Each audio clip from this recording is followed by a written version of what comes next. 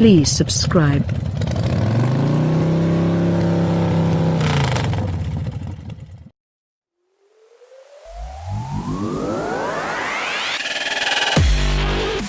The compact luxury crossover descriptor is hardly vivid enough for Land Rover's Range Rover Velar.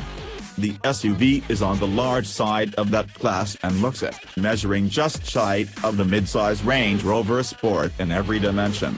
The Velar's outsized luxuriousness and sleek style further elevate its station above staider and smaller sales chasers such as Audi's Q5 and the BMW X3. Just don't call the Velar fat. Although it is heavy at 4,676 pounds, it's more big-boned. Literally. Underneath its sleeker, low-roof take-on Range Rover's signature rectilinear styling sits the same plus-size architecture that underpins Jaguar's F-Pace. However, Land Rover tunes most of the Jag's athleticism out of the chassis, although we're okay with that, particularly on a luxury-minded SUV. Still, the Velar's ride could be softened just a smidge further to match the handling's relaxed vibe. Engine trio. There are 3 engine choices, none of which stands out as a runway must-have.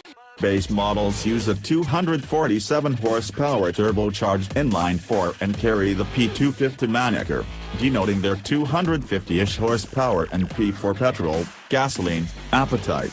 We have yet to test a P250, but we've driven one and it doesn't move the Velar with much verve.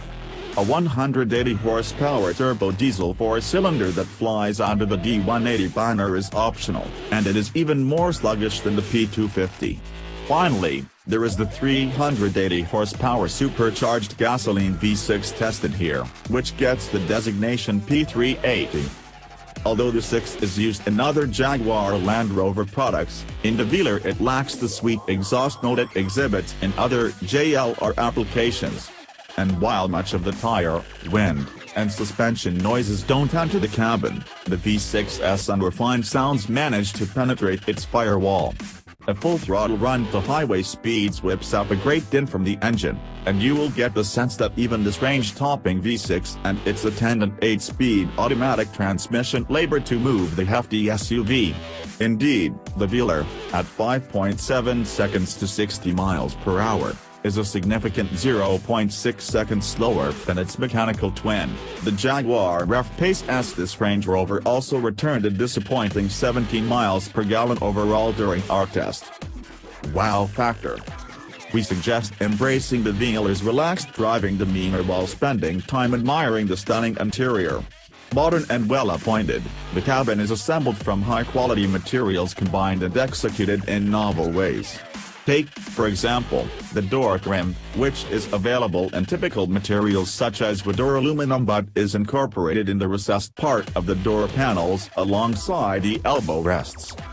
Even with all that, the rest of the interior is outshined in wow factor by Land Rover's all-new dual-display infotainment system, InControl Touch Pro Duo. The system banishes nearly every major physical button in the cabin save for the headlight switch, the transmission's rotary knob gear selector, and the window switches. Visually, this is a coup. The 2 glossy 10-inch touchscreens, which are augmented by the Velar's standard digital gauge cluster, look incredible. The upper screen primarily handles audio, navigation, and settings functions, while the lower display swaps between climate controls and driving mode settings. It's all stunning to behold, but a dark shadow of confusion draws over the displays when it comes to their boggling configurability. For some reason, one can set the 2 displays and the gauge cluster to show current audio information or phone menu simultaneously. Alternatively, one can pull up a navigation map on the upper central screen and in one of 4 locations in the gauge cluster, left of a central tachometer, right of that tachometer, centralized between a tachometer and speedometer, or full width across the entire display. Those 4 spaces also can play host to audio, phone, and other menus.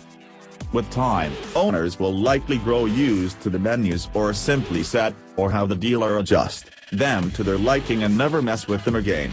Ditto the multi-function rotary knobs embedded in the lower screen, which, depending on what menu the lower screen is set to, can conceivably alter each front seat climate zone's temperature, fan speed, seat heat or ventilation levels, and, driver's side only, choose from among the Velar's 6 driving modes. Jumping from one adjustment to the other requires more button presses than seems necessary. Want to adjust the heated seat while the driving mode menu is active? Tap a shortcut tab at the top of the screen to jump back into the climate menu, then press the rotary dial to switch it to seat heat adjustment. You'll probably want to do this while the car is stopped. Worse than the screen's ergonomic flaws are their occasionally slow and inconsistent responses to touch inputs. This is a criticism we previously leveled at various JLR infotainment systems. Model handsome. Perhaps the Velar's greatest trick is that it doesn't sacrifice practicality on the altar of style. Although the interior isn't as cavernous as the Velar's exterior dimensions suggest, it is useful and roomy. Thanks in part to the ample rear overhang, there is a class-leading 34 cubic feet of cargo space behind the second-row seats. And Land Rover even cleverly installs a switch in the cargo area for lowering the air suspension, on models so equipped, helping to mitigate the Velar's somewhat high lift-over height. Infotainment teething issues aside, the Velar is successful at its mission of feeling like a true luxury good. It's a comfortable, attractive thing that looks expensive. And it can really nail that last bit, especially the P380 version. Step up the trim level ladder to our test car's aerodynamic HSE spec, and you're facing a $78,095 build before adding any options. That's a long way from the base $50,895 Velar P250, not to mention the $65,195 Velar SP380, the cheapest way to get the V6. Of course, our test vehicle carried a few options on top of the aerodynamic HSE trim, $11,565 worth, including a $3,060, 1,600-watt Meridian audio system, and $1,125 locking rear differential, the $1,380 extended leather package, $870 for 4-zone automatic climate control, and a $580 off-road package with off-road specific driving modes.